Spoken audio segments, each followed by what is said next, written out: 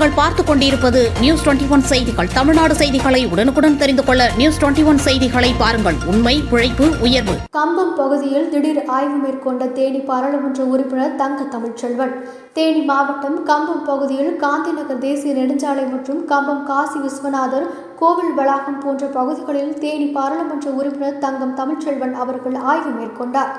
சமீபத்தில் காந்திநகர் எதிரில் அமைந்துள்ள தேசிய நெடுஞ்சாலையில் 2 வேகத்தடைகள் அமைந்திருந்தன. இந்த வேகத்தடையில் கூடலூர் சேர்ந்த சுருளியப்பன் சுகாதார ஆய்வாளர் பணிக்கு செல்லும் போது வேகத்தடையில் நிலை தடுமாறி கீழே விழுந்து இருந்தார்.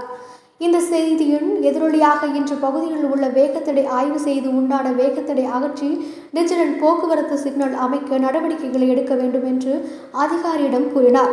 அதனைத் தொடர்ந்து கம்பம் கம்பராய பெருமாள் கோவில் வளாகத்தில் 1.20 கோடி மதிப்பீட்டில் கட்டி வரும் சமுதாய கூடம் நகர அமைப்பு அனுமதி பெறாமல் கட்டுவதாக மக்கள் கூறி வந்த நிலையில் ஒப்பந்ததாரிடம் ஏன் அனுமதி வாங்கவில்லை என்று உடனே அனுமதி வாங்கி பணிகளை முடிக்க வேண்டும் என்று நகரமைப்பு அனுமதி வாங்கி 4 மாதங்களுக்கு சமுதாய கூடம் மக்கள் பயன்பாட்டுக்கு வரும் என்று தங்க தமிழ்ச்செல்வன் அவர்கள் கூறினார்.